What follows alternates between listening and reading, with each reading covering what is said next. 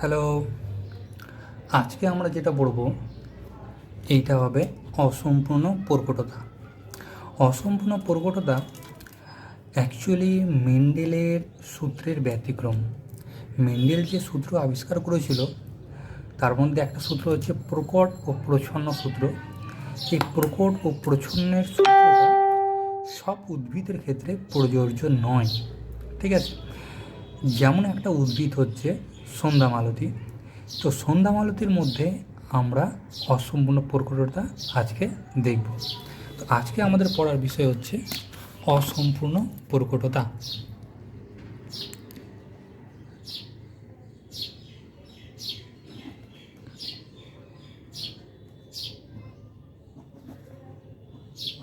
অসম্পূর্ণ প্রকটতা আজকে আমরা পড়ব অসম্পূর্ণ প্রকটতা। ঠিক আছে, এই অসম্পূর্ণ প্রকটতা কথাটার ইংরেজি অর্থ হচ্ছে ইনকমপ্লিট ডমিনেন্স। ইনকমপ্লিট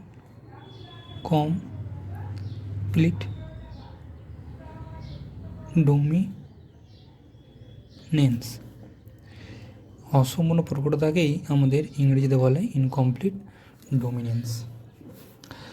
এরপর আমাদের যে জিনিসটা প্রথমে জানতে হবে, এই যে অসম্পূর্ণ প্রকটতা এইটা হচ্ছে আমাদের মেন্ডেলের সূত্র বলতে প্রকট ও প্রচ্ছন্ন সূত্রের ব্যতিক্রম। তাই জন্য আমরা এটা প্রথমেই লিখে দেবো। এটি মানে অসম্পূর্ণ প্রকটতা, এটি মেন্ডেলের প্রকট ও প্রচ্ছন্ন সূত্রের ব্যতিক্রম। ঠিক আছে, অসম্পূর্ণতা বা অসম্পূর্ণ প্রকটতা কিন্তু মেন্ডেল আবিষ্কার করেনি। ঠিক আছে, মেন্ডেল আবিষ্কার করেছিল প্রকট এবং প্রচ্ছন্ন সূত্র, কিন্তু এই সূত্রের ব্যতিক্রম আবিষ্কার করেছিল আমাদের যে বিজ্ঞানীটা, সেই বিজ্ঞানীটাকে আমরা বলবো বিজ্ঞানী কার্ল কোরেন্স।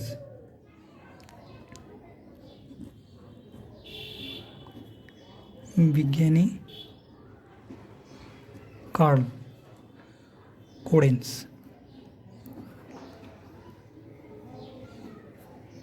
সন্ধ্যা মালতী গাছের উপর পরীক্ষা নিরীক্ষা করে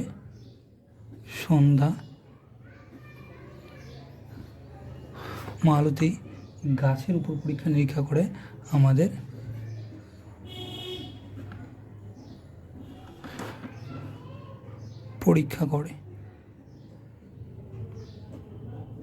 সন্ধ্যামালতী গাছের উপর পরীক্ষা করে কিন্তু আমাদের এই অসম্পূর্ণ প্রকটতাটা আবিষ্কার করেছিল। ঠিক আছে, এই অসম্পূর্ণ প্রকটতা আমরা কখনো বলবো না যেটা মেন্ডেলের সূত্র। ঠিক আছে, এইটা হচ্ছে মেন্ডেলের সূত্রের ব্যতিক্রম। মেন্ডেলের যে এই দুটো সূত্র, এই দুটো সূত্রর উল্টো ঘটনা ঘটছে আমাদের এই অসম্পূর্ণ প্রকটতায়। আর এই সূত্রটা আবিষ্কার করেছে আমাদের বিজ্ঞানী কার্ল কোরেন্স। সন্ধ্যামালতী গাছের উপর পরীক্ষা করে এটা তিনি আবিষ্কার করেছিল।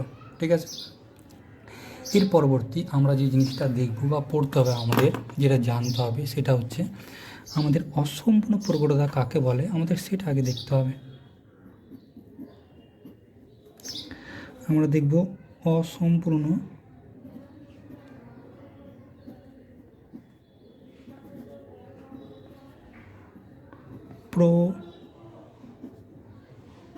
প্রকটতা।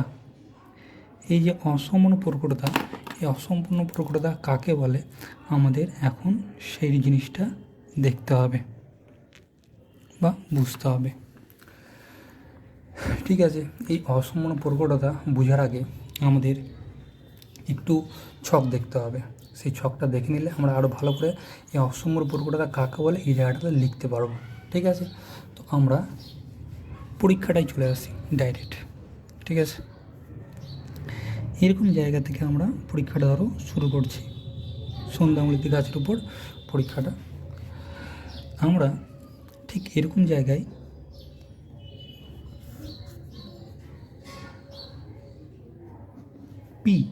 পি বলতে আমাদের প্যারেন্টস, যেটা আমরা জানি এর আগেও আমরা পড়েছি। এই পি এর পাশে আমরা লিখি জনিত্রী। জনিত্রী বলতে আমাদের পিতামাতা। এই জনিত্রীর জায়গাতে আমরা 2 রকমের সন্ধ্যামালতী গাছ নিব। একটা গাছ হবে বিশুদ্ধ লাল ফুলযুক্ত গাছ,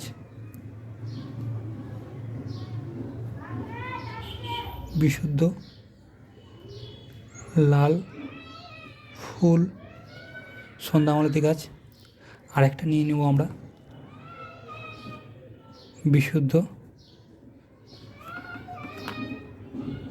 সাদা ফুলের সন্ধ্যামালতী গাছ।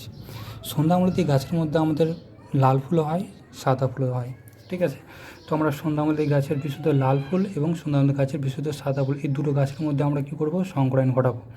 এবার এই লাল ফুলের জন্য যে জিনটা, মানে লাল রঙের ফুলের জন্য যে জিনটা দেয়, সেই জিনটা আমরা লিখব রেডের জন্য বড় হাতের আর দিব, আর সাদার জন্য আমরা দিব ছোট হাতের আর। তো সাদার জন্য জিনটা এটা, আর লাল ফুলের জন্য জিনটা হচ্ছে আমাদের এইটা, ঠিক আছে। এরপর নেক্সট স্টেপে আমাদের কী করতে হবে, গ্যামেট গঠন করতে হবে। গ্যামেট গঠন করতে হলে আমাদের দুটো থেকে একটা আর আসে, আর এখান থেকে আমাদের ছোট হাতের একটা আর আসবে, ঠিক আছে। এরপর হবে আমাদের F1। এই F1কে আমরা অনেক আগে থেকে বলে আসছি প্রথম অপত্য জনু। প্রথম অপত্য জনু কথার অর্থ হলো প্রথম সৃষ্টি বংশ। এইখানে এইটা আর এইটা দুটো গ্যামেট মিলিত হবে, মিলিত হয়ে আমাদের তৈরি করবে বড় আর এবং ছোট আর। তো কথার অর্থ হলো এইখানে এই যে নতুন আপত্যটা তৈরি হলো, এই আপত্যের মধ্যে লাল ফুলের জন্য যে জিনটা দেয় তার আমাদের অ্যালিল, এবং সাদা ফুলের জন্য যে জিনটা দেয় তার অ্যালিল। তো এর মধ্যে লালের অ্যালিল এবং সাদার অ্যালিল দুটো অ্যালিলই কিন্তু কী আছে, বর্তমান আছে, ঠিক আছে। তাহলে এখানটায় কি হচ্ছে, এই জায়গাটা যদি আমাদের মেন্ডেলের সূত্র অনুসারে চলে তাহলে আমরা বলবো হয় এই বৈশিষ্ট্যটা এর মধ্যে দেখা দিবে, এই বৈশিষ্ট্যটা প্রকট হয়ে যাবে, তাই জন্য এটা কী হয়ে যাবে, লাল হয়ে যাবে। কিংবা ধরে নাও সাপোজ এই সাদা বৈশিষ্ট্যটা যদি প্রকাশ পেয়ে যায় তাহলে এটা আমাদের কী হবে, সাদা হয়ে যাবে। মেন্ডেল বলে দুটো বৈশিষ্ট্য যুক্ত যদি কোনো জীব থাকে তার মধ্যে একটা বৈশিষ্ট্য প্রকাশ পাবে, একটা বৈশিষ্ট্য প্রকাশ পাবে না। যে বৈশিষ্ট্যটা প্রকাশ পাবে সেটা হচ্ছে প্রকট, এবং যেটা প্রকাশ পাবে না সেটা হচ্ছে প্রচ্ছন্ন। সেই অনুযায়ী লাল ফুল এবং সাদা ফুলের গাছের মধ্যে যদি সংকরায়ন ঘটানো হয়, তার ফলে যে নতুন গাছটা তৈরি হবে সেই গাছটাতে হয় লাল ফুল ফুটবে, না হলে সাদা ফুল ফুটবে, এটা মেন্ডেল বলেছিল, ঠিক আছে। কিন্তু এইখানে দেখা যাচ্ছে এই যে ফুলটা, সেই ফুলটা রং হয়ে যাচ্ছে গোলাপি।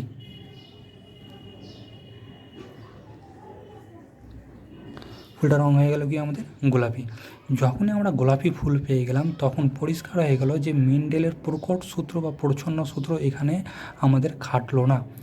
এখানে প্রকট সূত্র বা প্রচ্ছন্ন সূত্র কী হলো না, খাটলো না, ঠিক আছে। কথার অর্থ হলো এই বৈশিষ্ট্যটা কিংবা এই বৈশিষ্ট্যটা এর মধ্যে প্রকাশ ঘটলে আমরা বলতে পারতাম যে এর বৈশিষ্ট্য কিংবা এর বৈশিষ্ট্য প্রকাশ হয়েছে, কিন্তু এখানে দেখা গেলো এর বৈশিষ্ট্য প্রকাশ হলো না, এর বৈশিষ্ট্য প্রকাশ হলো না। যেহেতু প্রকট বৈশিষ্ট্য দেখা দিল না, তাই জন্য এইটাকে আমরা বলি অসম্পূর্ণ প্রকটতা। প্রকটতা সম্পূর্ণ হয়ে গেলে যে কোনো একটা বৈশিষ্ট্য দেখা দিত, প্রকটতা সম্পূর্ণ হলো না, তাই জন্য আমরা বলছি কি অসম্পূর্ণ প্রকটতা। এইখান থেকে আমরা লিখে নিতে পারবো যে অসম্পূর্ণ প্রকটতা কাকে বলে, ঠিক আছে। আগে আমরা অসম্পূর্ণ প্রকটতা কাকে বলে লিখে নিই, তারপরে আমরা বাকিটা আমরা করব, ঠিক আছে। তো অসম্পূর্ণ প্রকটতার ক্ষেত্রে আমরা কি বলবো, প্রথমে লিখব পরস্পর বিপরীত বৈশিষ্ট্যযুক্ত দুটি জীবের মধ্যে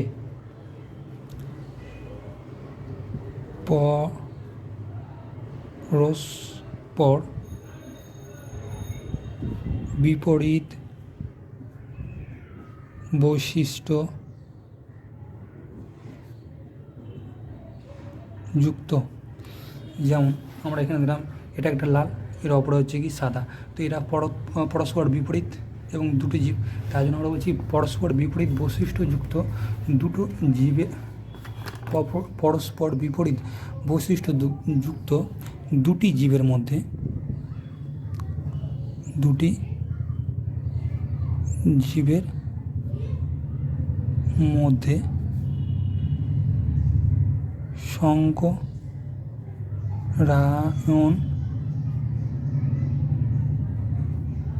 ঘটালে,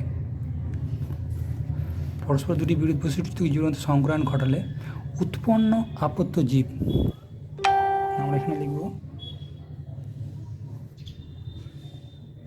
উৎপন্ন আপত্য জীবে প্রকট বৈশিষ্ট্য সম্পূর্ণরূপে প্রকাশ পায় না। প্রকট বৈশিষ্ট্য সম্পূর্ণ রূপে প্রকাশ পায় না। এটা বুঝতে পারলাম এবং লিখব এবং এইখানে ঠিক আছে, এর ফলে প্রকট ও প্রচ্ছন্ন বৈশিষ্ট্যের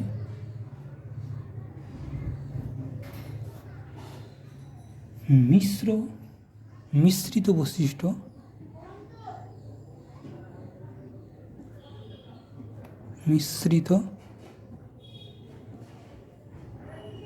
বৈশিষ্ট্য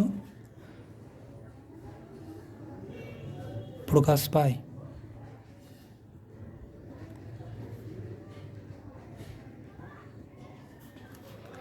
কথাটার অর্থ খুবই সিম্পল, কিছুই না। এখানে একবার আমরা দেখে নিই আরেকবার। এটা একটা বৈশিষ্ট্য, এটা একটা বৈশিষ্ট্য। তো আমাদের পরস্পর বিপরীত বৈশিষ্ট্যযুক্ত দুটো জীবের মধ্যে সংকরায়ন ঘটলে উৎপন্ন আপত্য জীবের মধ্যে ঠিক আছে প্রকট বৈশিষ্ট্য সম্পূর্ণ প্রকাশ পায় না, বরঞ্চ আমরা এখানে কি দেখতে পাচ্ছি, এই প্রকট বৈশিষ্ট্য এবং এর প্রচ্ছন্ন বৈশিষ্ট্যর মিশ্রণ একটা বৈশিষ্ট্য, সেটা হচ্ছে কি আমাদের গোলাপি বৈশিষ্ট্য দেখা দিচ্ছে। এই ঘটনাটাকে বলে আমাদের অসম্পূর্ণ প্রকটতা। ঠিক আছে, এটা তো আমাদের বেরালো অসম্পূর্ণ প্রকটতা F1 জনু। এরপর যদি আমরা বের করি F2 জনু, F2 জনু বের করতে হলে কী করতে হবে, আমরা খুব সিম্পল জানি যে এরকম জিনযুক্ত গাছের সঙ্গে আবার এরকম জিনযুক্ত গাছের কী করতে হবে, আমাদের সংকরায়ন ঘটাতে হবে। তার ফলে আমাদের পেয়ে যাব কি যে F2 জনু। তো এরপর আমরা বের করব F2 জনু। F2 কথার অর্থ হলো দ্বিতীয়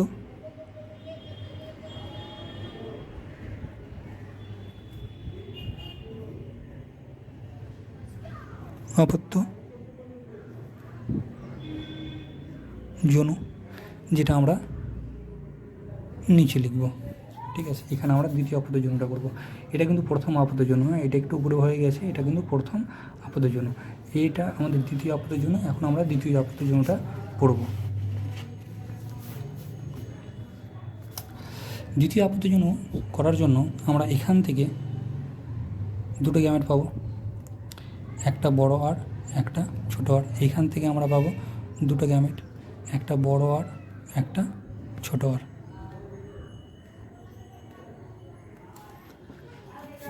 এরপর আমরা ছক করে নেব। এখানে এটা হাত দিয়ে হয়ে যাবে, ছোট ছক আছে।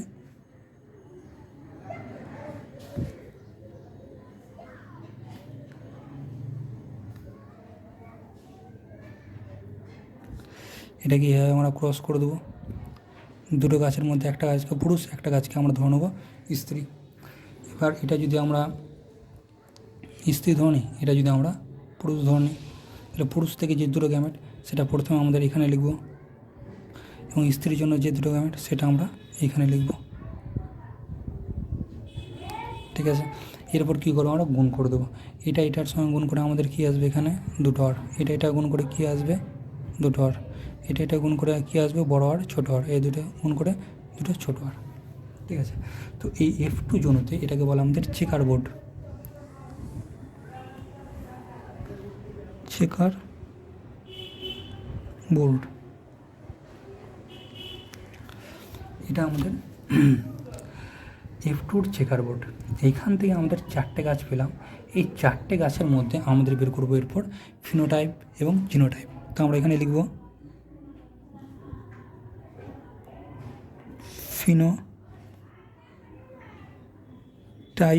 ফিনোটাইপের অনুপাত বের করব।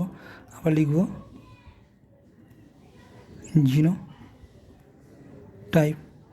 জিনোটাইপের আমাদের অনুপাত লিখব। ঠিক আছে। ফিনোটাইপ কোনটা? ফিনোটাইপ হচ্ছে যে সমস্ত বৈশিষ্ট্যগুলো বাইরে থেকে প্রকাশ পাবে সেটা হচ্ছে ফিনোটাইপ। এই 4টে যে গাছ আছে, এই 4টে গাছের মধ্যে কয়টা লাল, কয়টা সাদা, কয়টা গোলাপি আমরা যদি বাইরে থেকে দেখতে পাই সেটাই হয়ে যাবে আমাদের কি ফিনোটাইপ। যেমন ধরুন 2টো বড় হাতের আর, তো 2টো বড় হাতের আর যেখানে থাকবে সেটা হচ্ছে লাল। তার মানে কি আমাদের একটা লাল, একটা বড় হাতের আর একটা ছোট হাতের আর, এটার বৈশিষ্ট্য কী হচ্ছে আমাদের গোলাপি। আর 2টো ছোটো হাতের আর, সেটার বৈশিষ্ট্য হচ্ছে কি আমাদের সাদা। তো ফিনোটাইপিক বৈশিষ্ট্যতে আমাদের কি হয় যে এই 4টের মধ্যে একটা লাল, তাই জন্য আমরা কি দেব 1, 2টো গোলাপি তাই জন্য দেব 2, আর একটা আমাদের সাদা 2টো ছোটো হাতের আর, তাই জন্য দেবো আমরা 1। তার মানে কি ফিনোটাইপিক অনুপাত কী আসলো 1:2:1। এরপর জিনোটাইপিক অনুপাত কথার অর্থ হলো যে উদ্ভিদের মধ্যে জিনের সজ্জা কেমন আছে। এই 4টে উদ্ভিদের মধ্যে, এখানে যে 4টে উদ্ভিদ তৈরি হলো, 4টে উদ্ভিদের মধ্যে এই যে উদ্ভিদ আছে এর জিনের সজ্জা আছে 2টো বড় হাতের আর 2টো বড় হাতের আর নেই, তাই জন্য কী হবে আমাদের প্রথম জিনোটাইপ 1। তারপরে বড় হাতের আর ছোটো হাতের আর, এটা 2টো আছে জিনোটাইপ, তাই জন্য কী হবে 2। এখানে আমাদের 2টো ছোটো হাতের আর, এটা হচ্ছে কি আমাদের 1। এখানে একটা জিনিস আমাদের দেখে নাও যে একমাত্র এখানটায় ফিনোটাইপ যা বেরিয়েছে জিনোটাইপ কিন্তু তাই বেরিয়েছে। ফিনোটাইপিক অনুপাত জিনোটাইপিক অনুপাত দুটোই কিন্তু আমাদের এখানে সমান। তো শর্ট কোশ্চেন এরকম আসতে পারে যে কখন ফিনোটাইপিক অনুপাত জিনোটাইপিক অনুপাত সমান হবে। তো যখন আমরা অসম্পূর্ণ প্রকটতা পড়ব, একমাত্র এই অসম্পূর্ণ প্রকটতাতেই কিন্তু ফিনোটাইপিক অনুপাত এবং জিনোটাইপিক অনুপাত কী হয় আমাদের সমান হয়। এটা আমাদের শর্ট কোশ্চেনের জন্য মাথায় রাখবো।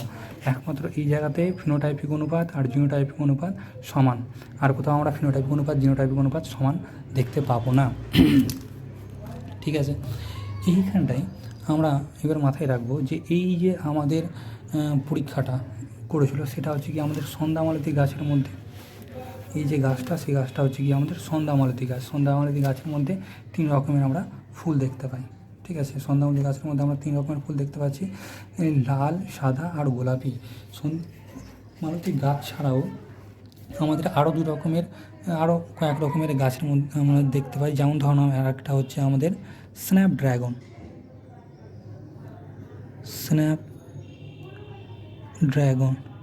এই যে স্ন্যাপড্রাগন উদ্ভিদ, এর মধ্যেও আমাদের এই অসম্পূর্ণ প্রকটতা দেখা দিবে। আর একটা প্রাণীদের মধ্যে একটা প্রাণী আছে, সেটা হচ্ছে মুরগি, অ্যান্ড্রালুসিয়ান মুরগি।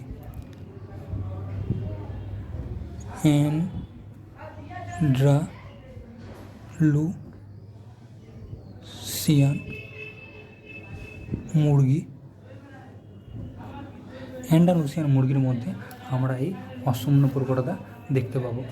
অসম্পূর্ণ প্রকটতা খুব ইজি, খুব সাধারণ, এর মধ্যে কোনো ঝামেলা নেই। এটা আমরা শুধু মাথায় রাখবো যে এটা মেন্ডেলের বিশেষ করে প্রকট সূত্র এবং প্রচ্ছন্ন সূত্র, এই সূত্রের কী হচ্ছে আমাদের ব্যতিক্রম হচ্ছে। এটা হচ্ছে অসম্পূর্ণ প্রকটতা, ইংরেজিতে এটাকে হচ্ছে ইনকমপ্লিট ডোমিনেন্স। এটা মেন্ডেলের প্রকট ও প্রচ্ছন্ন সূত্রের ব্যতিক্রম। এই অসম্পূর্ণ প্রকটতা আবিষ্কার করে বিজ্ঞানী কার্ল কোরেন্স সন্ধ্যামালতী গাছের উপর পরীক্ষা করে। অসম্পূর্ণ প্রকটতা কাকে বলে আমরা দেখে নেব। এখানে আমরা কিন্তু 1 জোড়া 2 জোড়া কিছু বলবো না। ঠিক আছে। 1 সংকর 2 সংকর পরীক্ষা তো না এটা, তাই না? তাই জন্য আমরা 1 জোড়া 2 জোড়া বলবো না। এখানে পরস্পর বিপরীত বৈশিষ্ট্যযুক্ত জীবের মধ্যে যদি সংকরায়ন ঘটনা হয়, উৎপন্ন জীবের মধ্যে প্রকট বৈশিষ্ট্য সম্পূর্ণরূপে প্রকাশ পাবে না। ঠিক আছে। এর ফলে প্রকট ও প্রচ্ছন্ন বৈশিষ্ট্যের মিশ্রিত বৈশিষ্ট্য কী হয়, প্রকাশ পায়। ঠিক আছে। এটাকে আমাদের বলছে অসম্পূর্ণ প্রকটতা। এবার অসম্পূর্ণ প্রকটতার আমাদের পরীক্ষা বা উদাহরণ হিসাবে আমরা এখানে দেখি না, সন্ধ্যামালতী গাছের মধ্যে আমাদের লাল ফুলযুক্ত সন্ধ্যামালতী গাছ, সাদা ফুলযুক্ত সন্ধ্যামালতী গাছ, এটা হচ্ছে বাবা মা, তাই জন্য প্যারেন্টস বা জনিত্রী। তারপর তৈরি হয় আমাদের গ্যামেট। ঠিক আছে। গ্যামেটটা হচ্ছে আমাদের আর এই ছোটো আর, এখান থেকে আসলো গ্যামেট। তারপর F1 আমাদের এই দুটো গ্যামেট কী হলো, মিলিত হলো F1, ঠিক আছে। F1-এর পর আমাদের আসলে F2, এই গাছের সঙ্গে এই গাছেরই আমাদের কি সংকরণ ঘটেছে, তার ফলে যেটা আসবে সেটা হলো F2।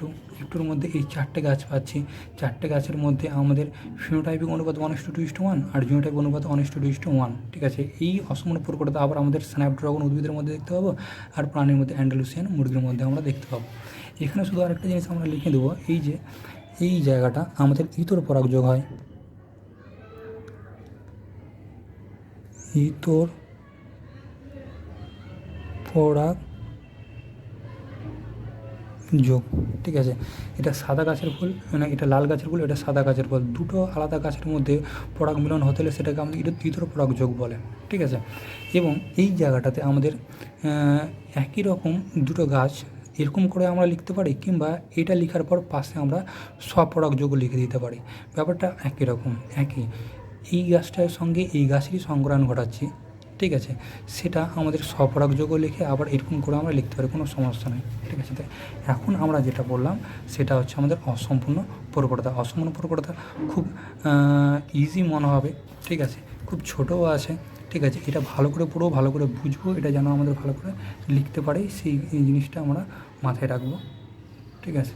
এটা আমাদের পরীক্ষাতেও আসে, শর্ট কোশ্চেনেও আসে, বেশ ইম্পর্টেন্টও আমাদের এই জিনিসটা, ঠিক আছে। এটা আমাদের 10 এবং 12 দুজনেরই পড়ার মধ্যে আমাদের আসছে, মানে সিলেবাসের মধ্যে এই ঘটনাটা আমাদের দেওয়া আছে।